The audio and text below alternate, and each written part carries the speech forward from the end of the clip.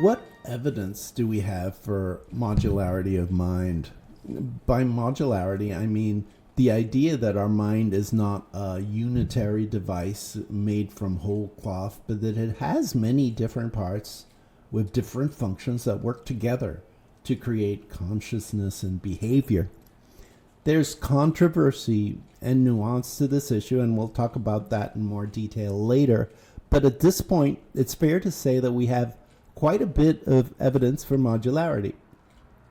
The first major building block came as far back as 1839.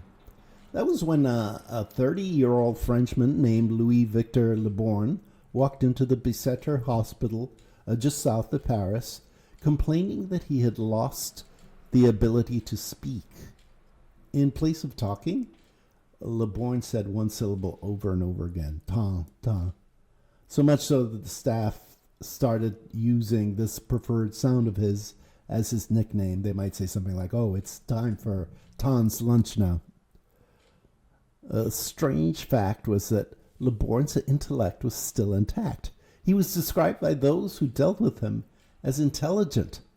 Sadly, his father, a school teacher, died shortly after his admission to the hospital, and his mother had died when he was 3. There were no other close relatives, and he was unmarried, so severely handicapped, and with nobody to take care of him, Le Borgne would remain at that hospital for the rest of his life.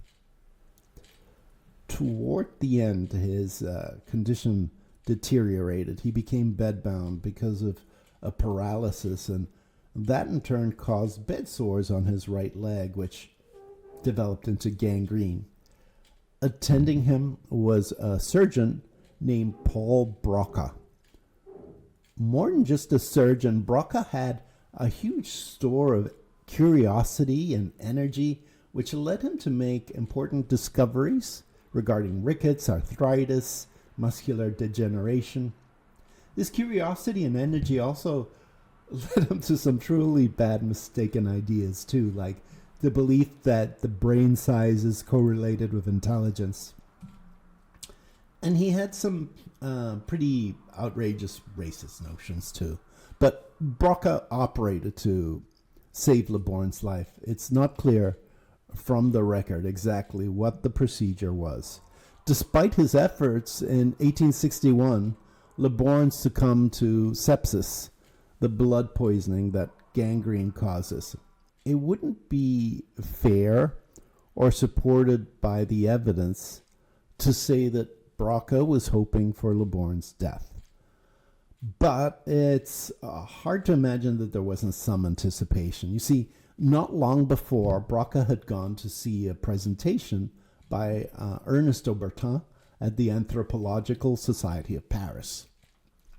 The case study that Aubertin brought to his audience was both gruesome and fascinating. A young man had tried to kill himself with a gun and botched it. He blew away the skin and bone to expose the left frontal lobe.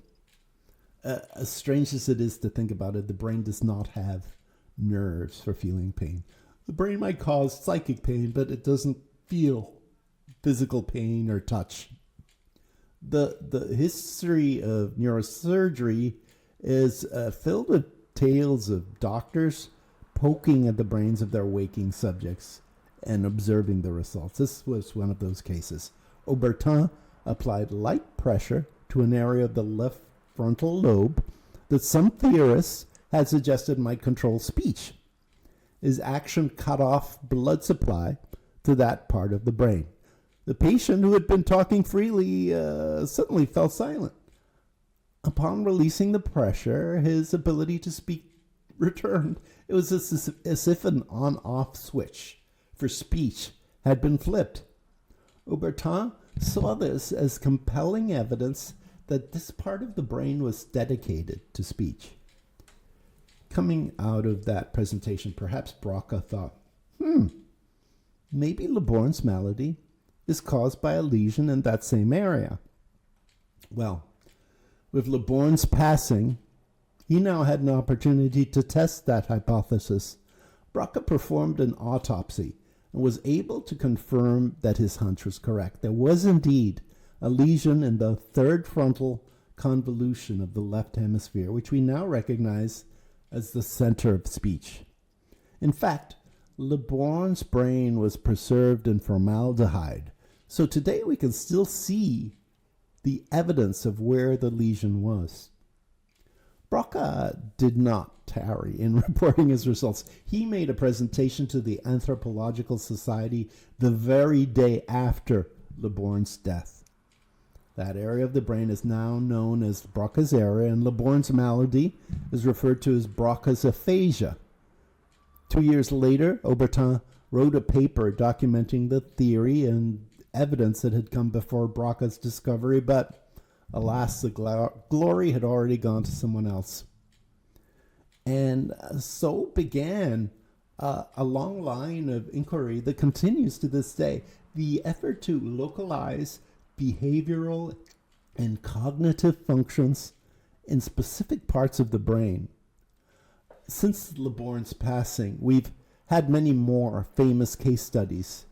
Phineas Gage's personality changed when an accidental explosion drove a metal rod through his frontal lobe. Oliver Sacks wrote about the case of an anonymous male who developed hypersexuality after a part of his brain was removed to treat his seizures. Henry Molaison, known for many years as HM, lost his ability to form new long-term memories when a surgeon removed about 2/3 of his hippocampus.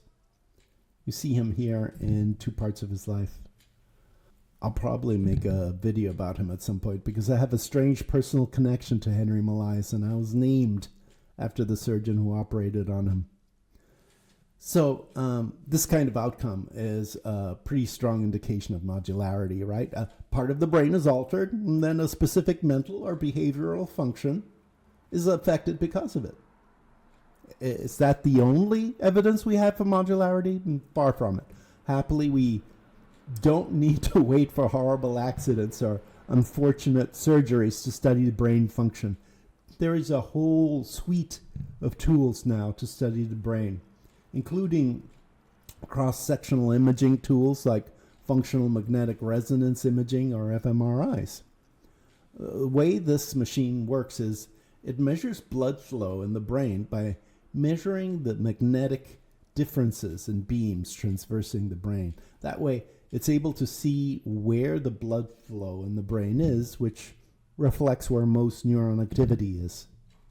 The picture we get from fMRIs isn't as neat as Le Born's case. You might have seen cartoons such as this one, with every part of the brain assigned a part of life. Needless to say, it doesn't work that way. Yes, there are areas of the brain with specific functions like language, but most behavioral or cognitive functions involve networks of neurons that span many parts of the brain. Now, that alone doesn't mean there aren't modules in the brain. There might be distributed modules, meaning they are networks of neurons that span the brain, but are assigned a specific task. The fMRI studies do show task-specific activation of certain networks. That buttresses the idea of modularity, but to be a bit more complete, this evidence does get weaker the more you approach what you might call the central or higher functions, such as reasoning or belief formation. Perhaps that might be to be expected because these are less defined tasks than the others, right? Is physical evidence the only evidence we have of modularity? No, we can look at behavior itself in isolation of its physical correlates in the brain. One of the things we can look at is genetic or developmental maladies. For example, some studies show that up to 2 or 3% of the population has face blindness, meaning they have difficulty recognizing faces. Their vision is unaffected. Their ability to recognize objects is unaffected, but they are not able to remember faces well. That seems to hint that there is a module in our minds dedicated to recognizing faces. We can also look at experimental work, such as experiments with visual illusions. This is a famous one. It's called the Mueller-Lyer illusion. Now, which of these lines is longer, the top one or the bottom one? You probably said the bottom one. If you like, you can pause the video and bring a ruler to the screen, or you can just take my word for it. The lines are the same length.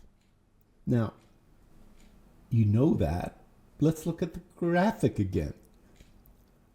Does the bottom line still look longer to you? Why should it? You know better now. It's like there's a wall between knowledge and perception. If there wasn't a wall, perception would see his error and correct it. But instead, he perseveres in his mistake. Modularity. Now, I promise to evaluate some of these controversies and disagreements about modularity. I think it's fair to say that the strongest statement against modularity, that the mind works in a completely indivisible, holistic, unitary way, is indefensible because of the evidence we've cited so far. However, the most extreme position for modularity, that every human function is managed by its own set of neurons, is also indefensible because of what we know about the adaptability, versatility, and connectedness of the brain. So, as in many things, the reasonable place to fall will be somewhere in the middle. Ironically, the term modularity was popularized by a philosopher named Jerry Fedor, who recognized modularity in functions like perception and language, but denied that it occurred in what he called the central functions, such as reasoning. He saw these as so complex that they were unlikely to be successfully modeled anytime soon. This idea of modularity was broadened by the evolutionary psychologists Lida Cosmides and John Tooby into what they called massive modularity. They argued that the brain was composed almost entirely of a large number of subsystems that each evolved to meet an evolutionary need.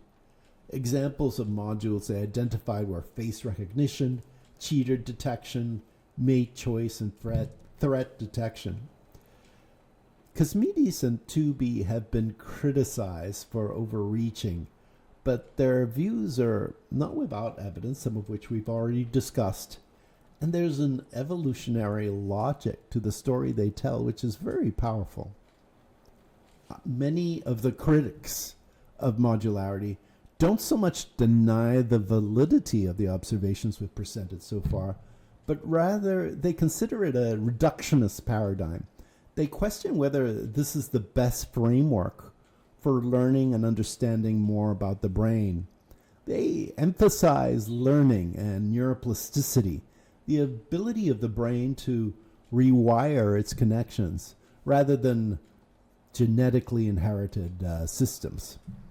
They also emphasize the massive parallel processing that is going on in the brain and its formidable connectedness. Now, there is one other source of evidence that we haven't mentioned, one science generally isn't so friendly to, and that's introspection. The Buddhists have for centuries talked about the aggregates. For a Buddhist, there is no unitary self, just a number of internal processes that are ever-changing and impermanent. They were on this beat way before the neuroscientists got there. The Buddhists have a story about King Milinda, who, having heard of a wise Buddhist monk, loads up his chariot, gathers his entourage, and sets out to meet the old man. When he meets him, the king asks, "What is your name?" The monk says, "They call me Nagasena, but that is just a convenient name. There is no such individual here." The king thinks this is absurd. "If there's no monk, then who have I come to see? If there's no you, what is this bag of bones, skin, and hair in front of me? Is that not Nagasena?" "Not really," Nagasena replies. "I don't believe it," the king mutters. "How did you come here?" Nagasena asks. "In a chariot," the king says. "Is the chariot its wheels?" "No, not just its wheels." Is the chariot the rope that leads from your servant's hands to your horses? No, of course not, the king protests. Is it the axle? The chassis? No, it's none of those things. Then you have not come in a chariot, Nagasena tells him. Of course I have come in a chariot, the king says. The word chariot is what we use to describe that collection of things. Exactly, agrees Nagasena. In that same way, I am a collection of my aggregates. There's no unified Nagasena, no permanent Nagasena. So, this monk saw himself as a multitude of things, not a single thing. He believed in modularity. Introspection doesn't just work if you live in the East. David Hume came to a similar conclusion in the 18th century when he wrote his treatise of human nature. For Hume, as for the Buddha, the self was an impermanent, ever-changing bundle of perceptions. Now, perhaps the practical question that comes up is this. How would it change our psychology? How would it change our life if we saw ourselves as an ever-changing multitude rather than a fixed self? When you see yourself as unitary, you create a peg upon which stories of both narcissism and self-loathing can hang. If you're in a good mood, you say, I'm great, I'm smart, I'm attractive, I'm powerful. If you're in a bad mood, you say, I'm useless, I'm stupid, I'm ugly, I'm helpless. If you aren't just one thing, if you're a plural, then single labels like those just don't stick to you as well. Recognizing your multiplicity also makes it easier to foster change. If you're not a fixed thing, then change is no longer a small miracle. It is just another part of you coming to the fore. Finally, you can make better decisions if you don't see yourself as a fixed unitary self. If you don't censor yourself, if you listen to all of you, you'll be able to acknowledge the diverse parts of you, your needs, your fears, your desires. How can you make such a personal transformation? My belief is that intellectual understanding, reading books or seeing videos like this one, is just not enough. You need a program of introspection and meditation, preferably under the direction of a teacher versed in the mindfulness tradition. With dedicated practice, I think you'll find this concept of a unitary self will weaken and the multitude of your mind will become more clear. We'll no doubt speak more about this process in the future. If you're interested in figuring out how our minds work, please like and subscribe and check out the other videos on our channel.